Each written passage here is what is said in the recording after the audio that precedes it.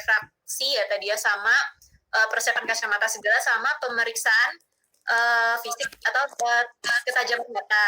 Terus untuk Benny tadi dia udah ngejelasin tentang kelainan pada palpebra sama pada kelenjar lakrimal. Nah sekarang gantian Noe ngebahas tentang konjungtiva sama sklera. Jadi tadi udah ngebahas dari yang paling luar kan, dari palpebra, terus sama kelenjar lakrimal. Nah jadi di sini sekarang ada konjungtiva sama sklera. Nah konjungtiva ini apa? Jadi konjungtiva ini merupakan membran yang menutupi sklera dan kelopak bagian belakang. Jadi palpebra yang ini gerakin kelihatan ya? Kelihatan nggak? Kelihatan. Jadi ini palpebra bagian posterior ini juga dilapisin sama konjungtiva. Sama sklera juga ini dilapisin sama konjungtiva. Jadi konjungtiva itu yang bagian luar. Tapi kalau kornea dia nggak dilapisin sama konjungtiva ya. Nah, tadi kan udah dijelasin juga sama si Benny. Kalau di kelopak mata ini itu terdiri dari kayak kulit, terus nanti ada jaringan tanpa lemak dan lain-lain. Nah, salah satu ada kelenjar juga, mole, meibomian sama Zeiss ya kalau nggak salah. Nah, di sini juga ada tarsus. Tarsus itu di situ fungsinya sebagai tadi skeleton of palpebra. Ya, tapi itu sebenarnya jaringan ikat padat. Nah, jadi dia tuh yang kalau misalnya di palpebra yang bagian atas, dia panjangnya sekitar 12 mm, kalau yang bawah kalau nggak salah 3,5 atau 4 mm gitu.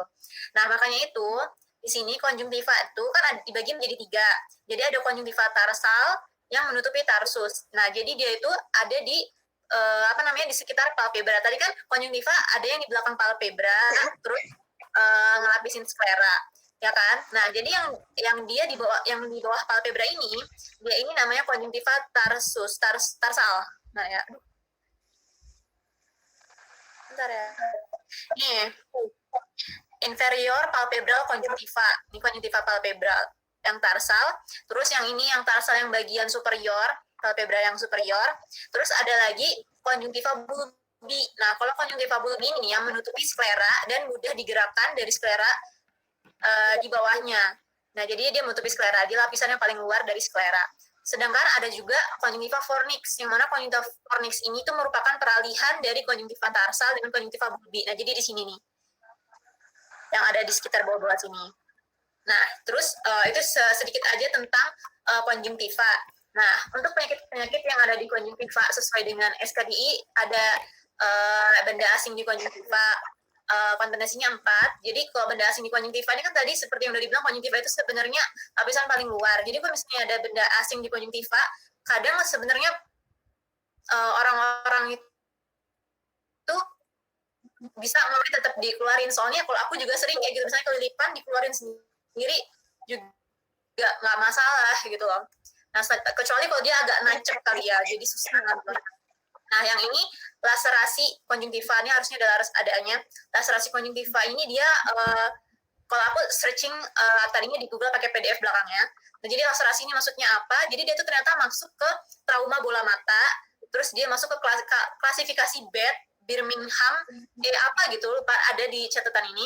Nah, dia itu laserasi itu masuk, dia ada ruptur, ada terus juga ada laserasi. Jadi laserasi ini kayak salah satu dari klasifikasi dari si trauma bola mata tadi.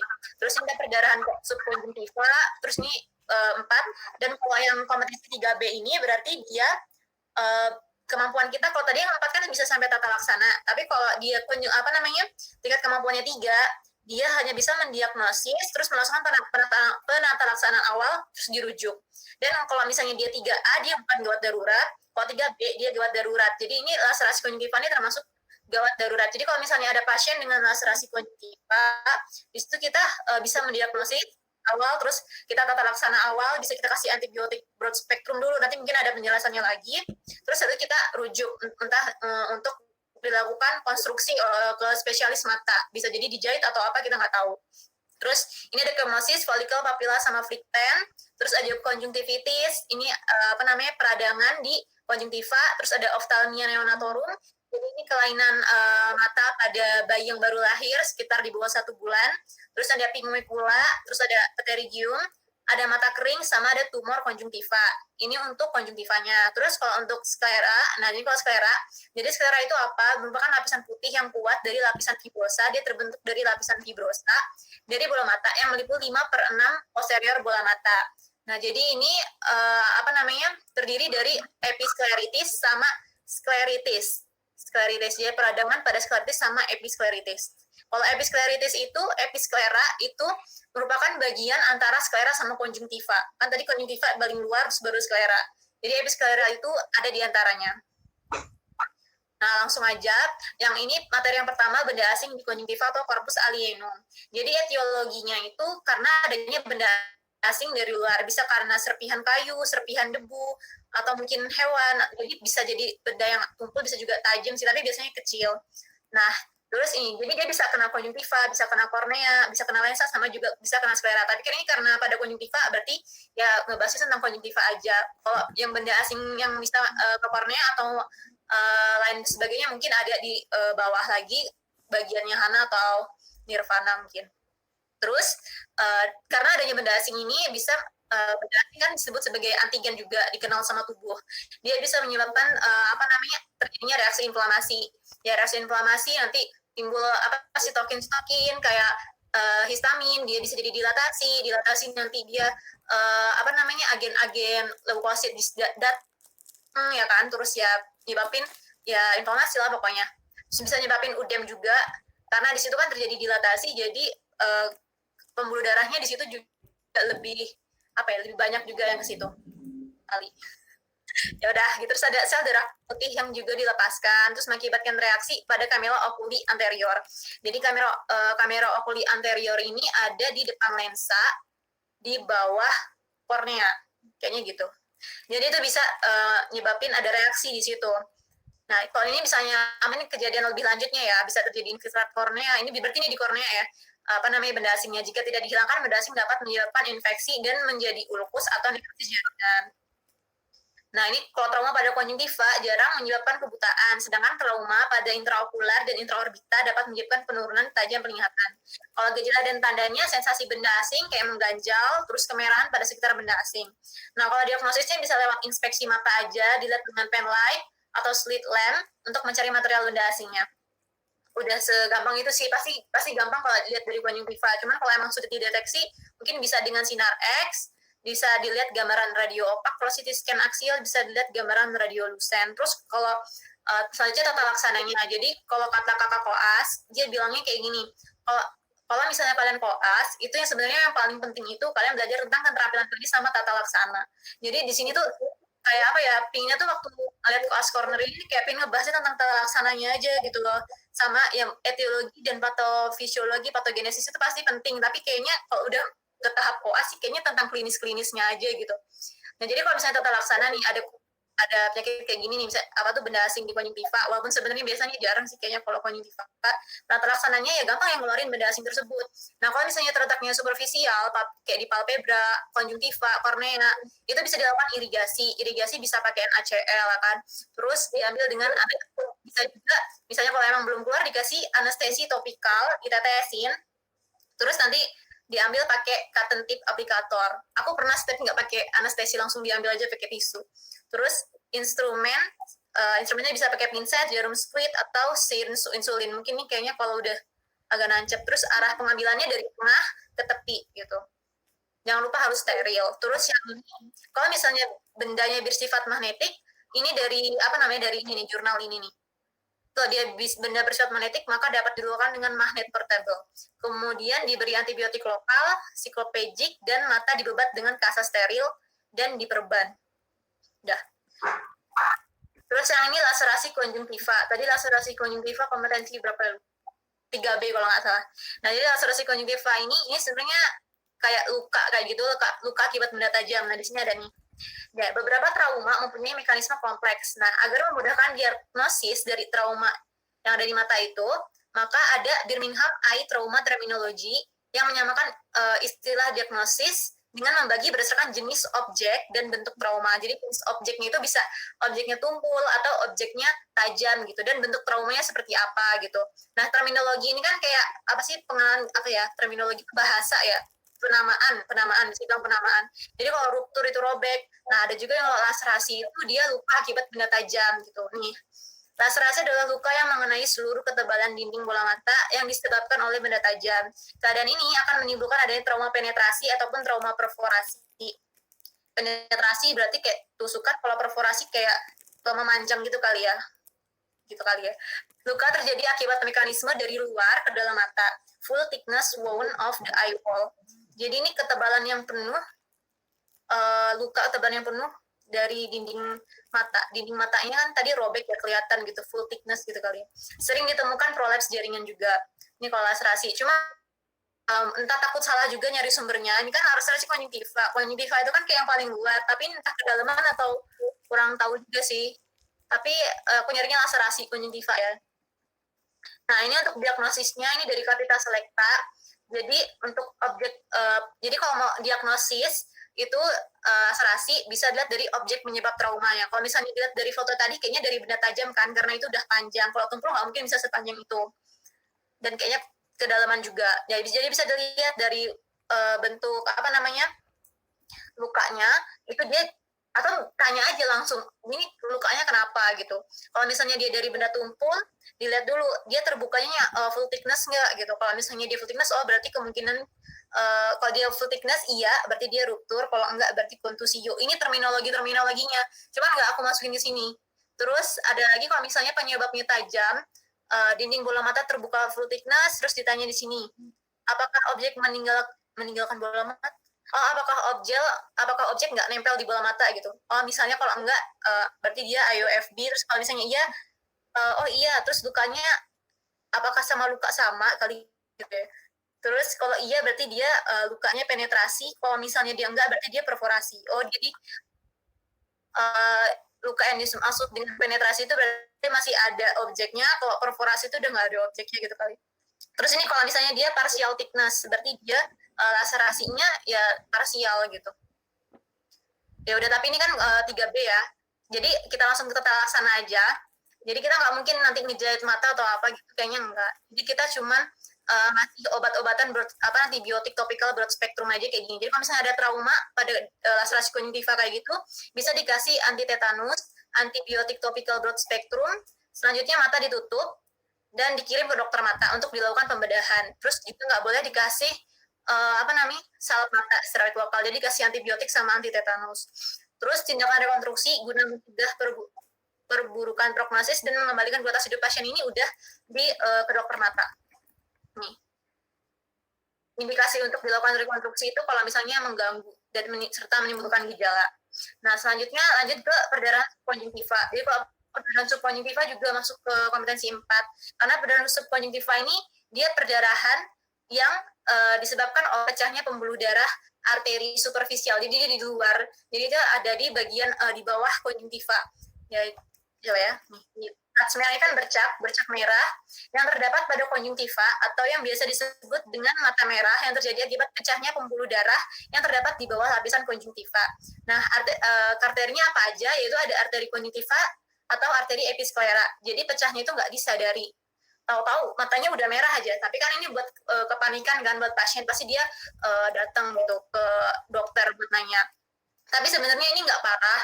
Ini juga nggak nyebabin penurunan visus juga enggak. Jadi ini cuma ya perdarahan gitu. Dan kenapa sih bisa di sini dulu ya?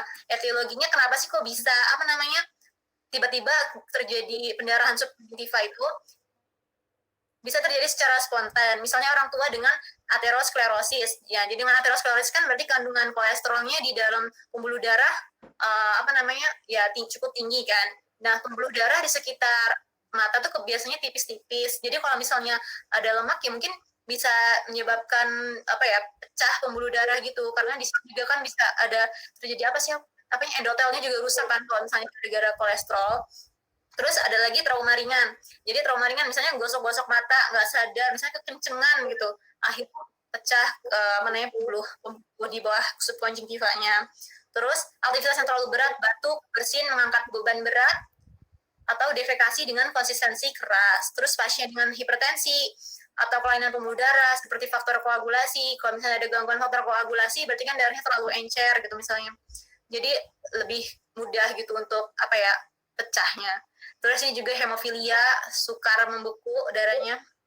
Terus ada konsumsi obat seperti turunan Coumarin, sildenafil,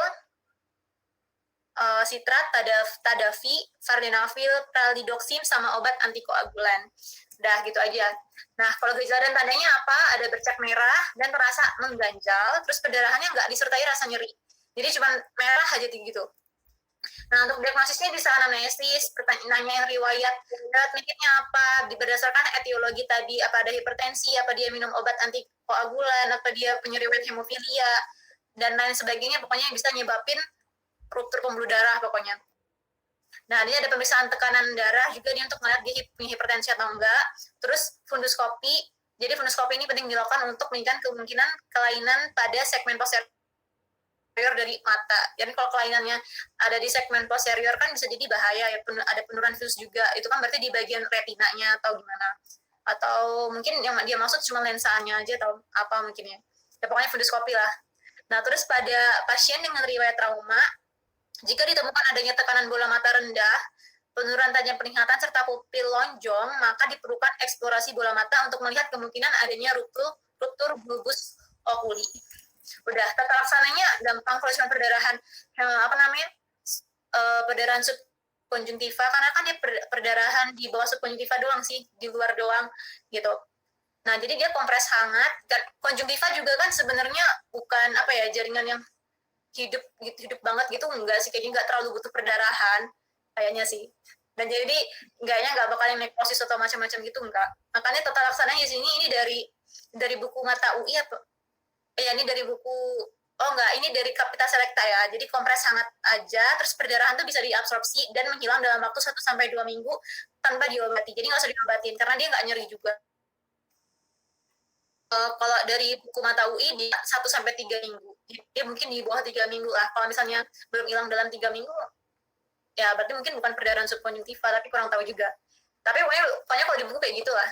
Nah, sekarang kemosis, folikel, papila, sama flikten. Nah, kalau misalnya ini kan masuk ke kompetensi yang kedua. Artinya kita bisa mendiagnosis, terus kita langsung rujuk. Jadi nggak sama sekali nggak melakukan tata laksana. Nah, tapi waktu aku nyari buku, kemosis, folikel, papila, flikten ini nggak ada yang namanya kayak penyakit kemosis gitu, nggak.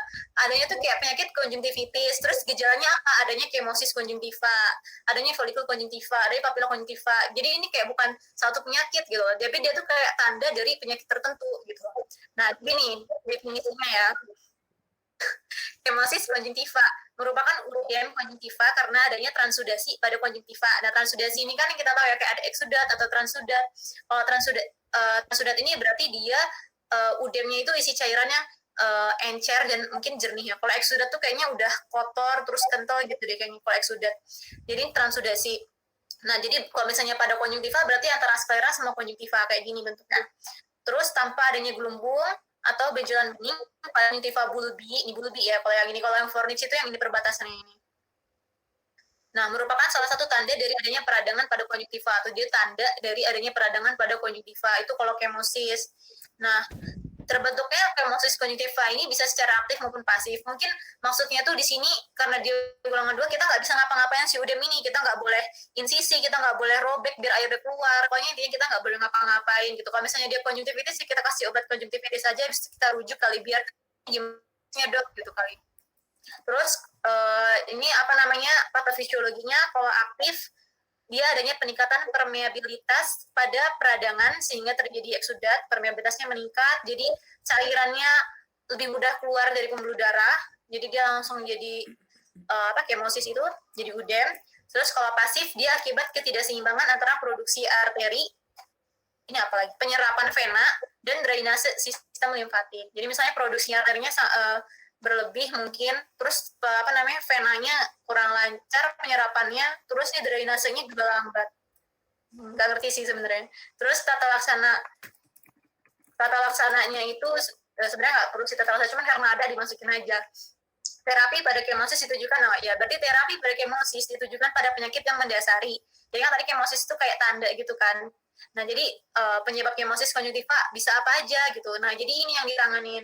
Terus ada trichinelosis, nggak tahu itu apa, SLE ini lupus erythematosus ya, angioidem, cluster headache juga bisa, cluster headache bisa nyebabin kemosis, glaukoma akut, hipertiroidisme yang berhubungan dengan exophthalmos, di exophthalmosnya yang matanya nonjol banget itu, terus ada pembengkakan periorbital, terus ada retraksi palpebral, sama ada obstruksi vena cava superior dengan udem fasial. Jadi obstruksi vena cava superior ya, mana lagi? Oh, vena cava superior yang dari jantung itu ya. Kalau misalnya obstruksi bisa nyebabin udem fasial ya, dan juga ini kemungkinan kemosis ini juga. Jadi kalau mau nanganin itu, nanganin ini kayaknya gitu. Terus ini ada yang follicle. Ini kan kayak konjungtivitis gitu kan, dia bisa follicle karena apa? Karena ada konjungtivitis gitu, karena ada infeksi gitu, makanya dia jadi follicle gitu misalnya. Tapi di sini tulisannya cuma follicle papilla flictan gitu aja, jadi udah lah ya. Follicle terlihat sebagai benjolan kecil menkilat dengan pembuluh darah kecil di atasnya. Dia kalau follicle itu dia isinya cairan gitu. Ya, dengan ada pembuluh darah kayak gini. Ini follicle. Nah, berwarna putih kekuningan.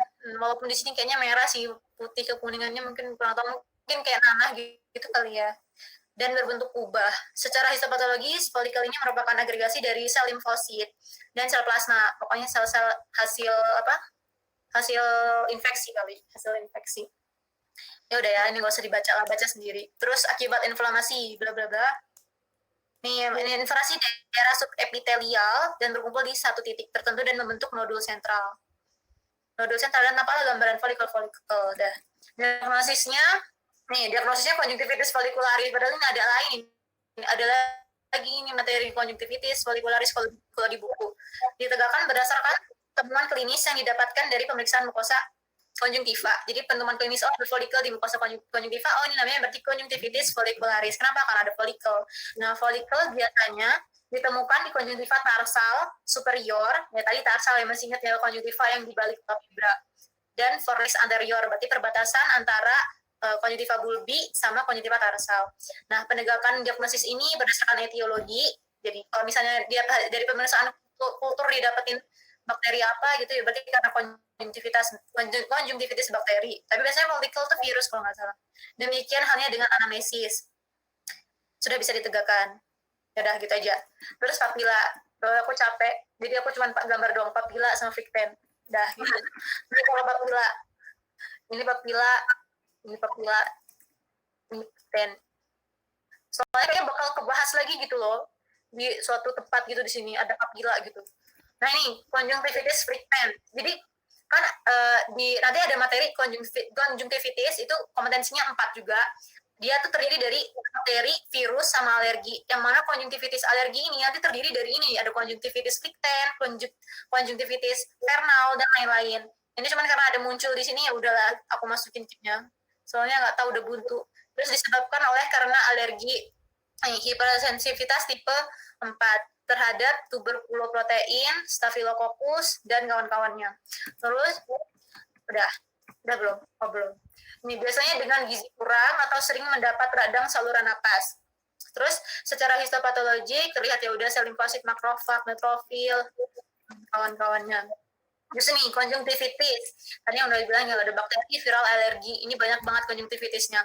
Jadi konjungtivitis ini untuk diagnosis banding konjungtivitis ya, untuk melihat dia dari etiologinya itu dia dari virus, bakteri, apa parasit atau alergi, itu bisa dilihat dari ini, sekret air matanya, gatel enggak. Kalau gatel biasanya atopik gitu kan, yang alergi. Terus kalau ada injeksi itu dia warna merah gitu loh, kayak nyebar gitu kayaknya gitu nih.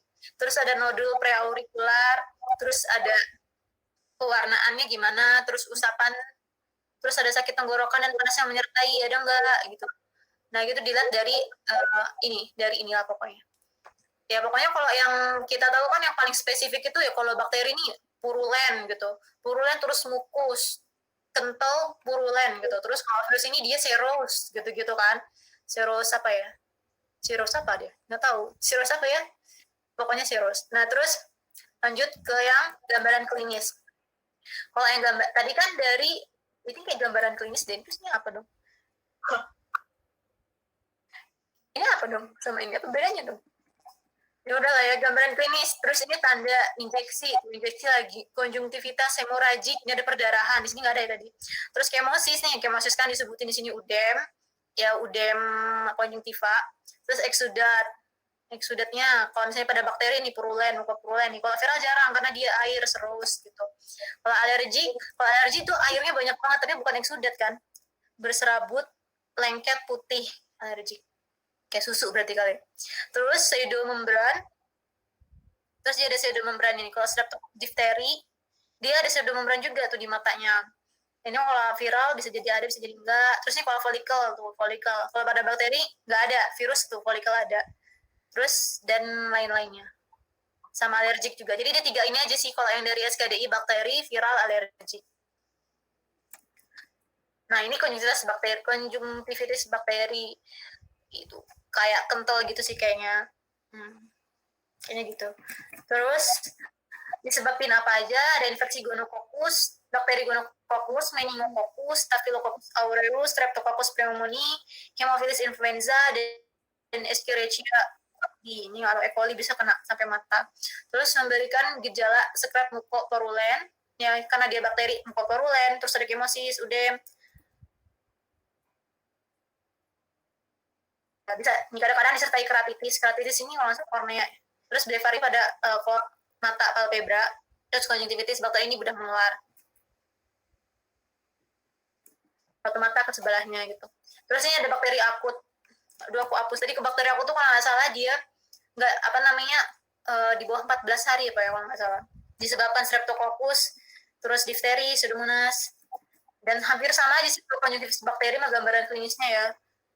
Tuh. Terus tata laksananya aja. Nah, kalau tata laksananya dikasih antibiotik pastinya. Antibiotiknya bisa seperti neosporin, basitrasin, gentamisin, chloramphenicol, tobramycin, erythromycin, dan sulfa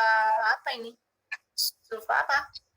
Nggak tahu. Bila pengobatan tidak memberikan hari dengan antibiotik, tidak hasil dengan antibiotik setelah 3-5 hari. Jadi kalau misalnya 3-5 hari dikasih antibiotik tunggal ini nggak ada pengaruhnya, maka lakukan pemeriksaan mikrobiologi dulu.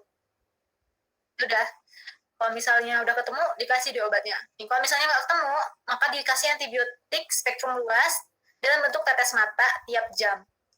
Atau salep mata. Kalau itu tetes mata, dia setiap jam, tapi kalau salep mata,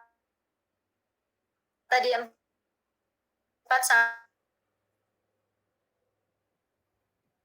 tapi biasanya makanya sebelum tidur.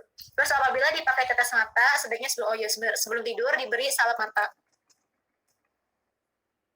Nah, apa nih? Isinya sulfacetamid. Sulfacetamid tadi berarti 10-15% atau chloramphenicol. Apabila tidak sembuh dalam 1 minggu, dilakukan pemeriksaan resistensi. Terus kasih kalau dia kekurangan air mata, atau mungkin karena kemungkinan obstruksi ductus nasolacrimal. Jadi. Ini konjungtivitis gonore ini masih masuk ke dalam bakteri. Gonore, kayak kita tahu gonore itu kan bakteri dari PMS ya, penyakit menular seksual. Nah, jadi dia itu kalau pada orang dewasa, bisa jadi dia karena emang udah punya penyakit gonore, kalau misalnya pada bayi, dia bisa jadi karena tertular sama ibunya waktu dia lewat jalan lahir. Itu dia dalam proses melahirkan normal.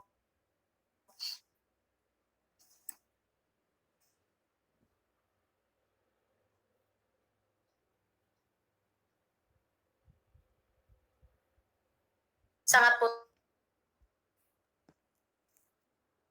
patogennya kuat gitu. Terus virulen ini berarti dia kemungkinan untuk semakin ganasnya berarti kuat gitu kan. Ya udah gitu aja sih. Terus patogenesisnya gimana nih? Kalau pada neonatus itu usia di bawah 1 bulan setelah lahir ya. Infeksi konjungtiva pada 1 bulan gimana? Nah nih, kalau pada orang dewasa penyakit ini didapatkan dari penularan penyakit kelamin sendiri. Nah kalau misalnya di klinik, penyakit ini ditemukan dalam bentuk Ophthalmia neonatorum. Jadi ini kan tadi penyakitnya nih dia sekali tentang konjungtivitis, bakteri, virus, sama alergi. Nah, untuk apa ya tadi? Nah, untuk Ophthalmia neonatorum ini sebenarnya ada poinnya lagi sendiri. Cuman ini ada karena dia di konjungtivitis gonore. Jadi dia dibahas juga di sini. Kalau dia Ophthalmia neonatorum, dia usianya 1-3 hari. Konjungtivitis gonore infantum, usianya lebih dari 10 hari. Gitu aja sih. Udah nggak usah dibaca capek. Pada orang dewasa, terdapat 3 stadium nih, infiltrat, sulfuratif, dan penyembuhan. apa nih? Kelopak mata membengkak dan kaku sehingga sukar dibuka. Ini infiltratif. Udah, tanda sama gejalanya pada orang dewasa konjungtivitis selaputnya lebih bengkak, lebih nonjol kayak ganjel gitu berarti. Terus gambaran spesifik gonorea dewasa, terdapat perasaan sakit pada mata. Pada umumnya menyerang satu mata terlebih dahulu. Ini kalau pada stadium supuratif terdapat sekret yang kental. Tadi kan infiltratif. Ini infiltratif. Oke. Pada bayi kedua mata, biasanya kan dua mata, karena kan dia waktu lewat jalan lahir nggak cuma matanya doang yang sebelah kan, ini dua-duanya gitu, sekretnya kuning kental gitu. Kadang bila sangat tinggi sekret dapat terus, kalau misalnya masih awal dia terus nanti berubah jadi kental sama korolen. Dah cukup. Terus diagnosisnya ini pemeriksaan dengan pewarnaan metilen biru, di mana akan terlihat diplococcus, berarti kokus dua rantai gitu di dalam sel leukosit. Nah ini pokoknya kalau mau ngelihat hasilnya di bawah mikroskop tentang kuman gonorea, nah ini. Terus sudah. Nih pemeriksaan sensitivitas dilakukan pada agar darah dan coklat. Data terlaksananya langsung. Konjungtivitis tadi 4 ya, jadi sampai tata laksana. Pengobatan segera dimulai bila terlihat pada pewarnaan gram positif ada di diplococcus terjadi di dalam apa? Dalam leukosit. Nah, pasien dirawat dan diberi pengobatan dengan penisilin, dikasih penisilin salep, dan suntikan pada bayi diberikan 5.000 apa ini international unit apa UI-nya apa selama 7 hari.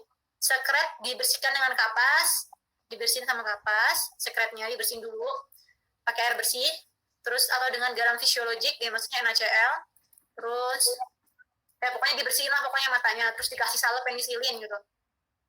Nih dalam bentuk ini nih. Nih, dah. Pencegahannya apa? Jadi kalau pencegahannya kalau misalnya dia ibu-ibu itu hamil, dia tahu dia punya kelainan gitu, kelainan reproduksi gitu, dia harus berobat ke dokter. Jadi sebelum melahirkan harus disembuhin dulu. Jadi ya dapat obat dari dokter. Ini kalau udah sembuh jadi aman gitu kalau buat lahirin. Tapi kalau misalnya ya lebih aman lagi kayak gini, membersihkan mata bayi segera setelah lahir dengan larutan borisi dan memberikan salep chloramphenicol. Iya, emang dikasih nggak sih? Kayaknya iya deh. Partus normal kayak dikasih gitu nggak sih, matanya dikasih kayak gini ya? Nggak tahu deh. Iya. Terus ini mata. Terus ini konjungtivitis virus akut. Nih, konjungtivitis virus nih ada varikel. Terus dia juga kadang ada faringitis juga. Sekretnya berair, serus. Terus nih disebabkan apa? Adenovirus. Terus masa inkubasinya 5-12 hari. Yang menularkan selama 12 hari. Jadi dia fase menular infektifnya itu 12 hari itu. Bersifat epidemik dan kawan-kawannya. Terus terjadi keratitis epithelial superficial, dapat terjadi keratitis epithelial superficial mungkin komplikasinya kali. Terus tata laksananya apa kalau pada virus kan virus itu biasanya sembuh sendiri, jadi dia paling sistem imun ya suportif nih kan.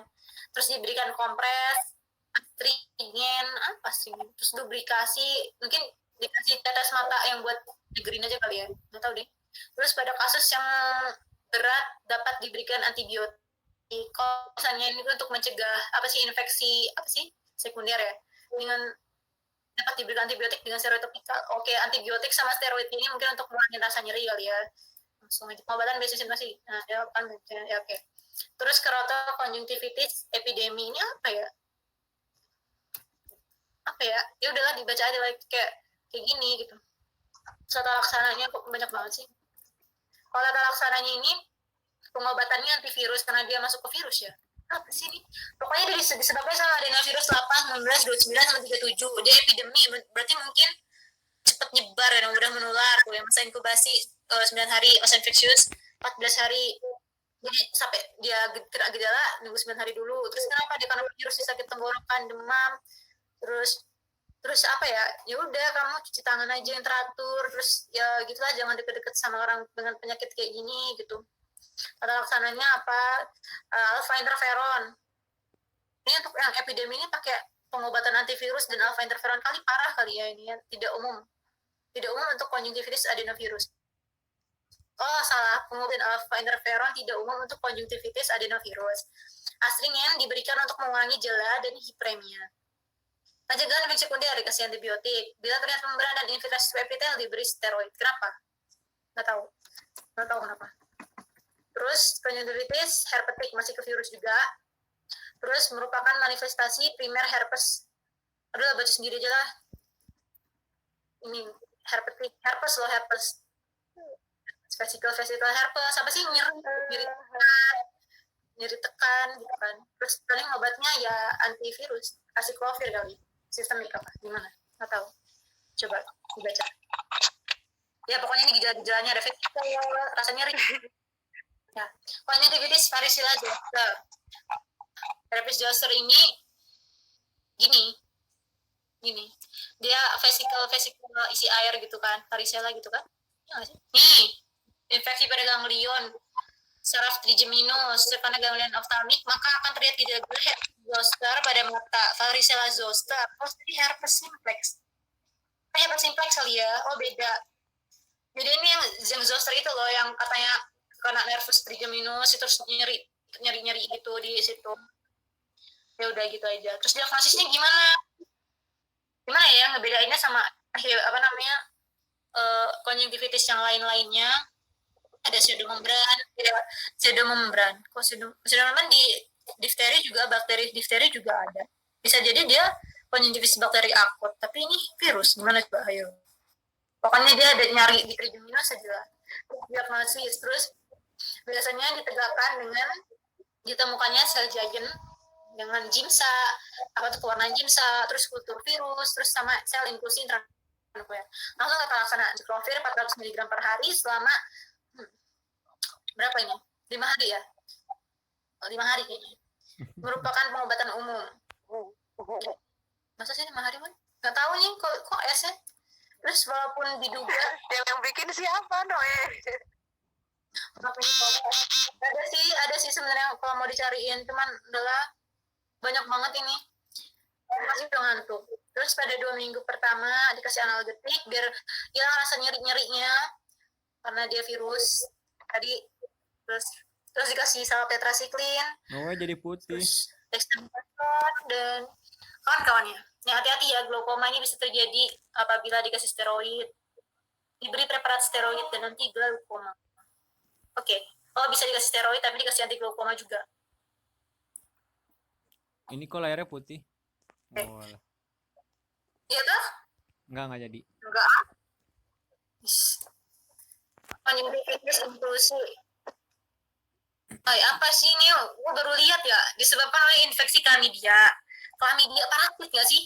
Chlamydia ini apa ya? Chlamydia ini parasit kayaknya. Jamur. Tapi nggak parasit. Udah nggak usah. Newcastle-nya apa coba? Oh, ini virus loh yang ini. Chlamydia tuh apa ya?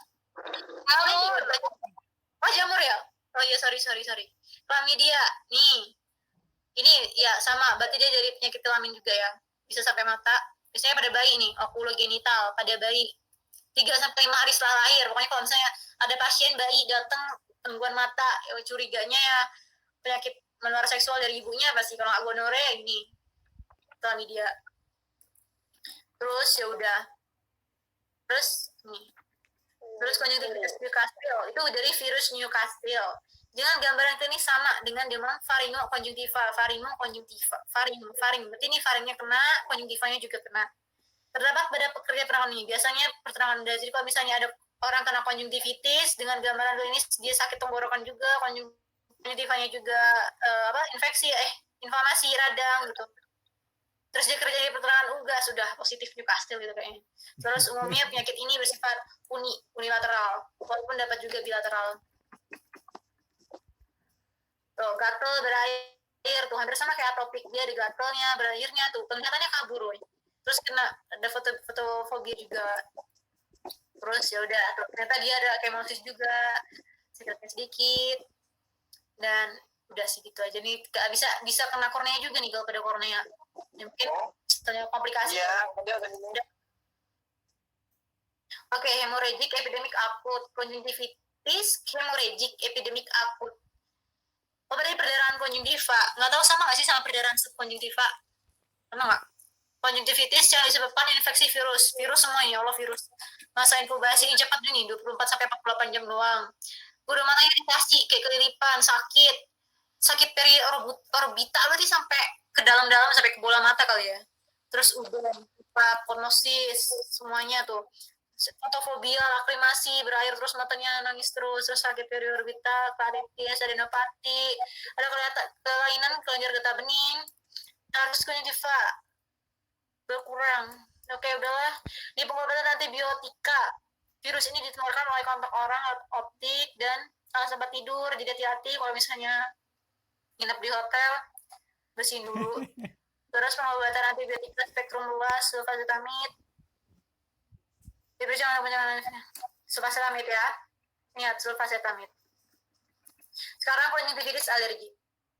Terus bentuk radang konjungtiva akibat reaksi alergi. Jadi karena alergi, jadi dia biasanya dari riwayat asma, dermatitis atopik, sama satu lagi apa? Rinitis alergi. Berarti kalau misalnya dia matanya dengan kondisi gatal, berair, kemungkinan konjungtivitis alergi. Terus apa aja sih obatnya? Biasanya obatnya mah dari paparan. Tapi ternyata bisa juga reaksi terhadap obat. Bakteri, pokoknya ini akibat hipersensitivitas lah ya. Oke, ini riwayat. Ini apa? Paling ini sih gatel, terus berair, terus menahun, berulang. Karena apa ya? Karena itu dari hipersensitivitas dari imun dia sendiri yang terlalu hiper. Ya, diagnosis nih kalau pada atopik dia ditemuin eosinofil. Nah, eosinofil itu penting.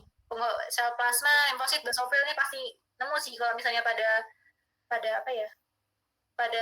infeksi. Ini eosinofil kalau ada.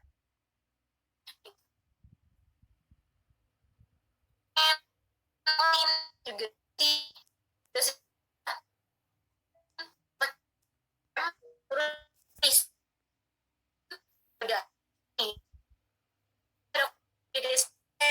konjungtivitis fenomenal, kopi, alergi bakteri, sama konjungtivitis alergi kronik, sindrom Stevens-Johnson, terus nah ini apa? Terapi konjungtivitis berdasarkan etiologi. Ini kalau bakteri ini dari Capitas selecta. Kalau misalnya disebabkan sama difteri, berarti terapinya topikal antibiotik spektrum luas, terus bisa dikasih penicillin atau tetracycline. Kalau gonokokal atau gonorrhea kali misalnya topikalnya spektrum luas juga, dikasih vitamin C, chloramphenicol. Sistemiknya bisa dikasih ceftriaxone. Terus Haemophilus aegyptus ini kalau bakteri ya, Noraxella kasih topikal. Kalau chlamydia ini apa? Etiologi inklusi sama trakoma. Topikal erythromycin sama tetracycline dan lain-lain. Oke.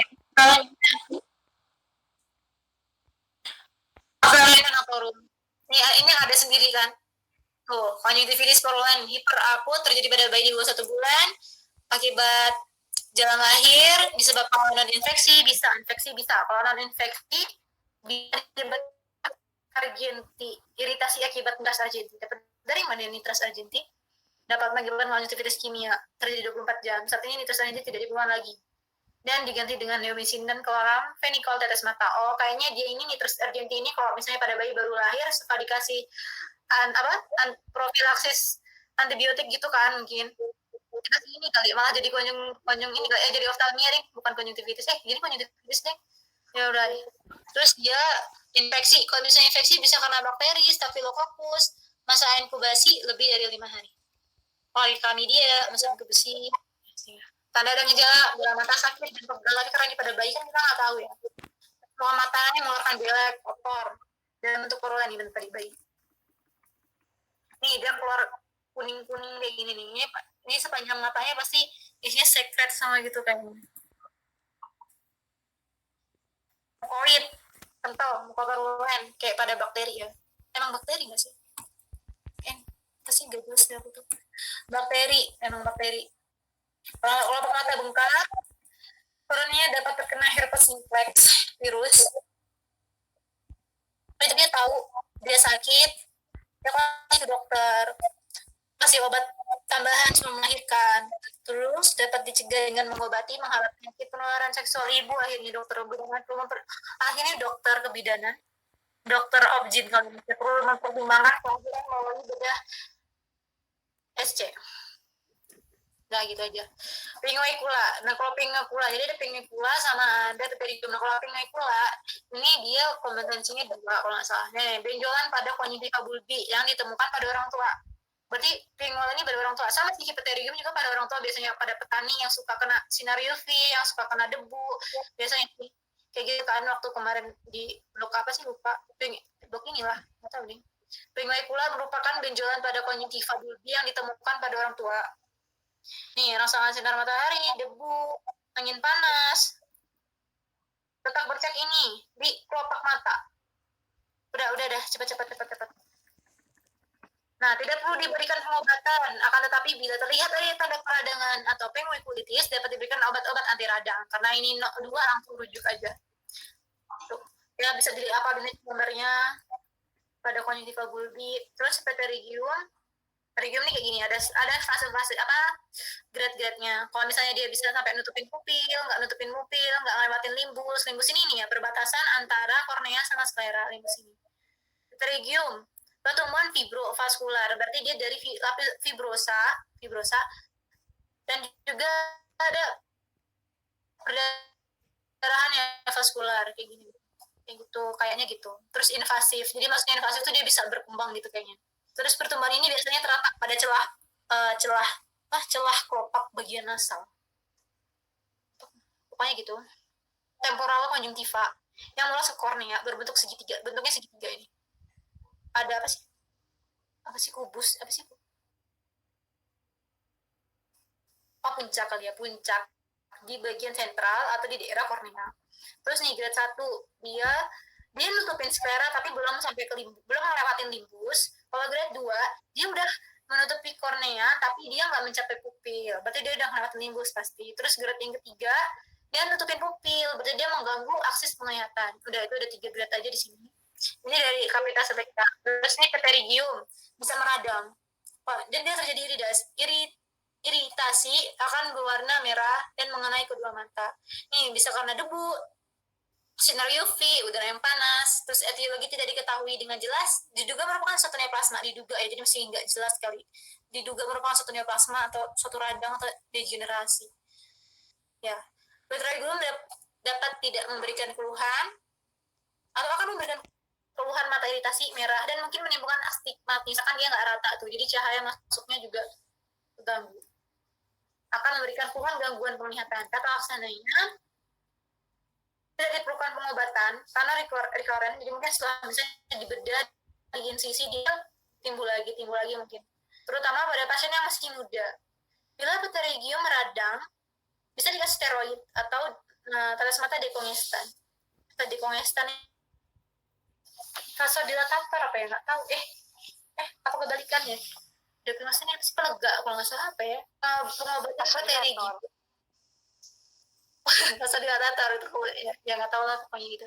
Pengobatan pterygium adalah dengan sikap konservatif, pemberian dilakukan kalau terjadi gangguan penglihatan. Nah, lindungnya mata dari sinar matahari, debu, udara kering dan kawan-kawannya. Terus nih, pemberian vasokonstriktor, mungkin tadi itu vasokonstriktor kalau perlu dikontrol dalam 2 minggu. Dan pengobatan dihentikan jika sudah ada perbaikan. Jika sudah ada perbaikan dapat menutupi semua permukaan tumbuh. Nih, pembedahan kombinasi autograf konjunktiva dan eksisi apabila suatu tindakan bedah plastik dilakukan dengan telah mengganggu penglihatan. Jadi eksisi dibedah kalau udah ganggu penglihatan. Ini kayaknya ke dokter mata aja. Gitu. Ini tadi 3B apa 3A kayaknya. Ini pterygium. Pseudo berarti semu, berarti bukan pterygium yang sesungguhnya. Tapi dia perlekatan konjunktiva dengan kornea yang cacat. Konjunktiva sama korneanya nempel. Tuh, jadi dia kayak pseudopterygium. Berarti dia bukan dari lapisan fibrovaskular tadi kali ya. Benar-benar kornea sama konjunktiva gitu kali maksudnya. Pokoknya dia kan nutupin kornea. Ya, dibaca deh.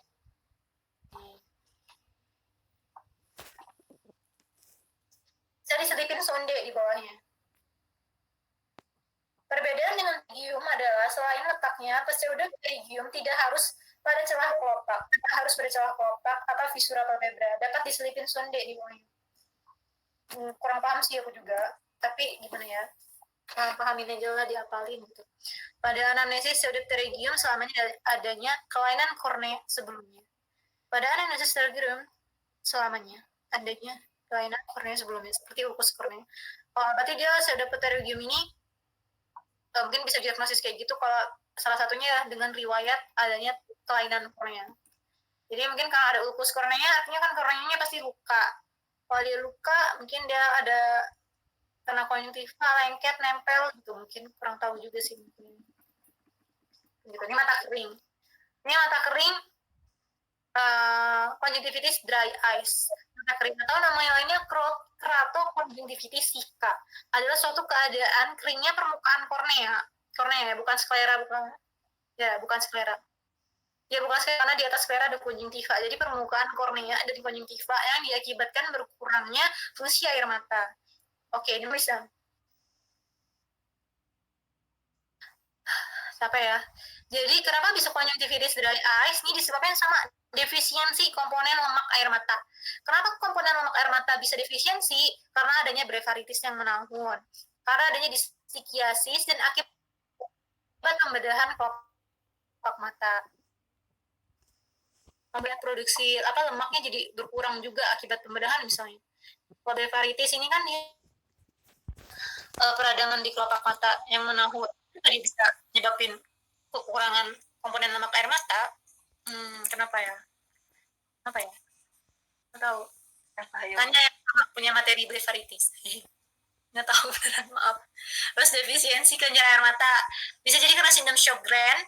Karena bisa kelenjar air mata tadi dari jelas sih sama Benny kayaknya kelenjar primal kan, sindrom Sjogren, sindrom Riley-Gay, alakrinia kongenital nih. Alakrinia berarti tidak menghasilkan lakrimia secara kongenital, kongenital aplasi, saraf trigeminus, sarkoidosis.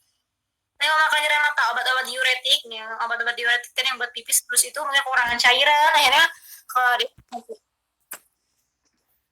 ada ya, ini akibat penguapan berlebihan. Ini menghilangnya mikrofili kornea.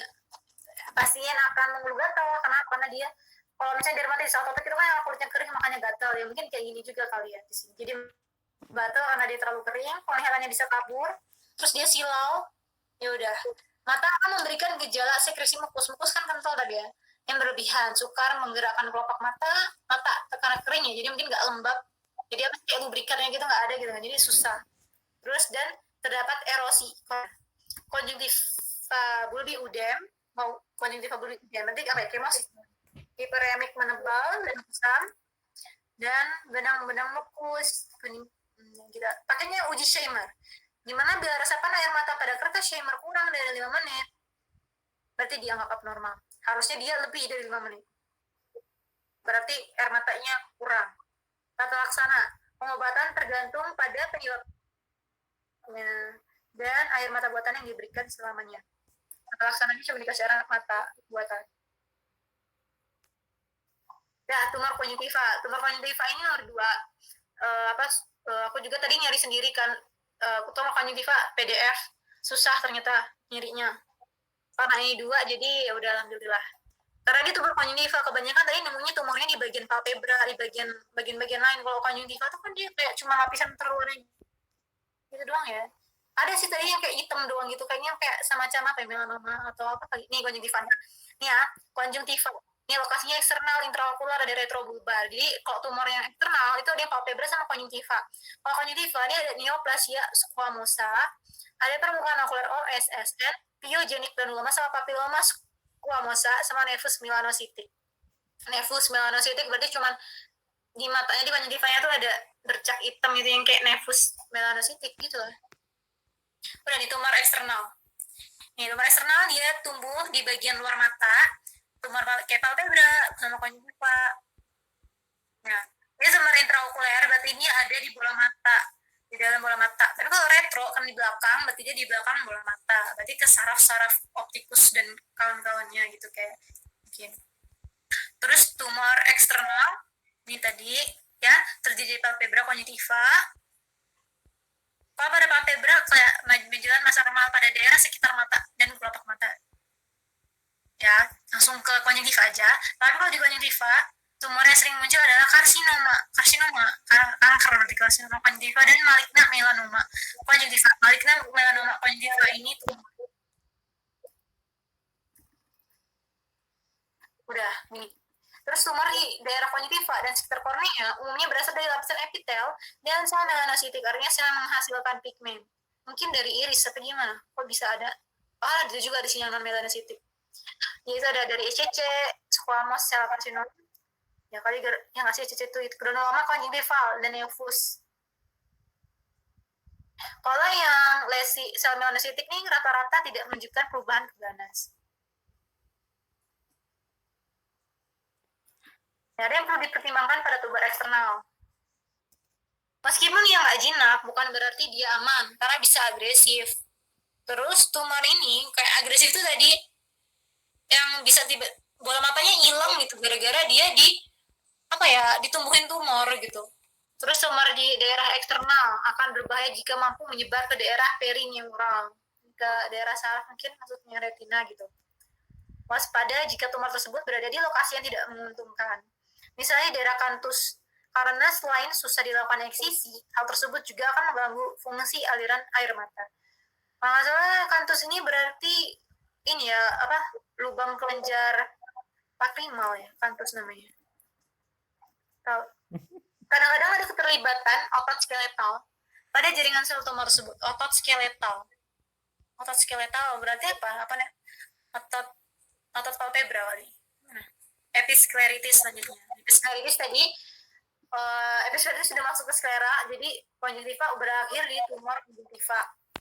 Udah, jadi untuk konjungtiva tadi itu 2 kalau nggak salah, jadi kita nggak sampai ke tata laksana, tapi kalau bisa tadi sampai ke diagnosis dan merujuk gitu. Tapi di sini kita kayaknya tetap nggak akan bisa diagnosis deh kalau cuma ini informasinya. Kayaknya susah sih soalnya. Terus ada episcleritis. Maaf ya kalau nggak lengkap. Terusnya episcleritis, reaksi radang jaringan ikat vaskular yang terletak antara konjungtiva dan permukaan sklera. Karena kan tadi di bawah konjungtiva tuh ada arteri konjungtiva sama arteri episklera kan. Mungkin di situ maksudnya reaksi radang pada jaringan ikat vaskular. Disebabkan oleh reaksi hipersensitivitas, penyakit sistemik seperti tuberkulosis, rheumatoid arthritis, lupus, SLE, dan asitosis alergi dan lain-lain. Gejalanya dan tandanya apa? Mata kering, sakit ringan, mengganjal, benjolan, batas tegas, dan warna merah ungu di bawah konjungtiva. Nggak ada fotonya ya? Belum masukin foto kayaknya, udah bagian terakhir ini. Pada spesies bisa dilakukan pengangkatan konjungtiva di atasnya. Pada episcleritis, bila dilakukan pengangkatan konjungtiva di atasnya, maka akan mudah terangkat. Oh, berarti dia bisa gampang keangkat konjungtivanya, karena dia kan kayak udah pisah gitu kali, nggak terlalu nempel kali antara sklera dan konjungtivanya kali. Coba, atau dilepas dari pembuluh darah yang meradang. Perjalanan penyakit mulai dengan episode akut, mendadak, cepat, kalau akut tuh masalah, dan terdapat riwayat berulang dan dapat berminggu atau beberapa bulan. Untuk tata laksananya, dikasih phenylephrine 2,5% topikal. Jadi kalau terlihat mata merah satu sektor yang disebabkan melebarnya pembuluh darah di bawah konjungtiva, pembuluh darah ini mengecil bila dibeli phenylephrine 2,5% topikal. Ini merupakan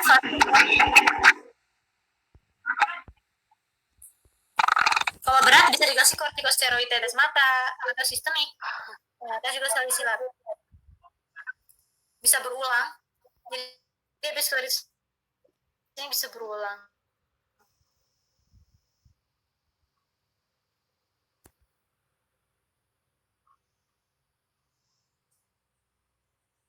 Bisa sembuh sempurna atau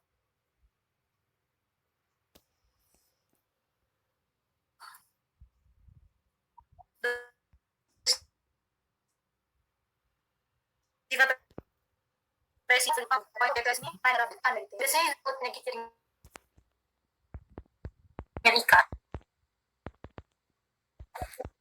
Ada hasilnya pasti dia menyebabkan trauma akhirnya luka, akhirnya jadi dapat infeksi dari mikroorganisme. Pasca bedah, skleritis dibedakan skleritis anterior yang difus dan nodular. Kalau difus berarti dia menyebar, kalau nodular berarti dia skleritisnya nodul aja gitu. Dan skleritis posteriornya, kalau yang anterior ada difus sama nodular, kalau yang posterior cuma posterior aja. Skleritis terjadi bilateral pada wanita, lebih banyak dibandingkan pria, yang timbul pada usia 50-60 tahun. Ya, kebanyakan pada wanita. Terdapat perasaan sakit yang berat, menyebar sampai ke dahi sama halis, mungkin karena apa ya? Apa dekat saraf gitu kali. Skleritis ini isinya kan lapisan fibrosa. Atau ada vaskularnya nggak ya? Apa merah berair, fotofobia dengan penglihatan menurun. Terlihat konjungtiva, kemotik, dan sakit sehingga sering diduga adanya selulitis orbital. Selulitis kan sama sih kayak kulit sih. Skleritis tidak mengeluarkan kotoran. Skleritis mengeluarkan kotoran ya. Nggak ada sekret gitu. Terlihat benjolan berwarna sedikit lebih biru jingga mengenai seluruh lingkaran kornea, sehingga terlihat sebagai skleritis anular kayak cincin gitu. Skleritis dapat disertai iritis. Iritis ini apa? Infeksi atau inflamasi pada iris. Siklitis ini apa? Choroiditis ini pada apa? Choroiditis ini vaskulernya mata juga kalau nggak salah. Choroid atau penghasil aqua sumur. Terus bila terjadi penyembuhan, maka akan terjadi penipisan sklera yang tidak tahan terhadap tekanan bola mata, sehingga terjadi stafiloma sklera yang berwarna biru. Selanjutnya untuk tahap selanjutnya, karena dia peradangan dan akibat dilatasi pembuluh darah kan, yang tidak kembali putih dengan pemberian phenylephrine. Ya, jadi konjungtivanya nggak bisa balik putih. Jadi kotor, jadi coklat-coklat gitu apa itu. Pengobatannya dengan antiinflamasi steroid, bisa non steroid juga.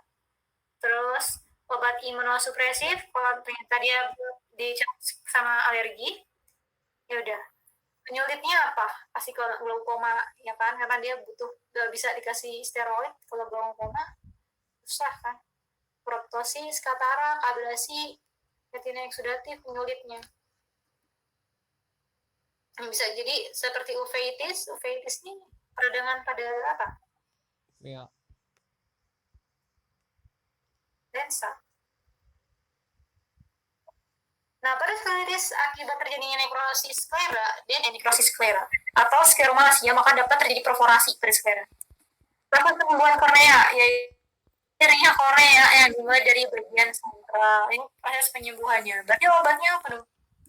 Nggak ada obat ini sih. Bentuk keratitis sklerotikan adalah segitiga yang terletak dekat skleritis yang sedang bareng. Keratitis sklerotikan. Hal ini terjadi akibat terjadi gangguan susunan serat kolagen stroma. Stroma terbentuk dari kolagen. Pada ini tidak pernah terjadi neovaskularasi ke dalam stroma kornea. Sudah selesai. Alhamdulillah. Alhamdulillah. Makasih Noe. Noe minum dulu Noe. Alhamdulillah selesai juga.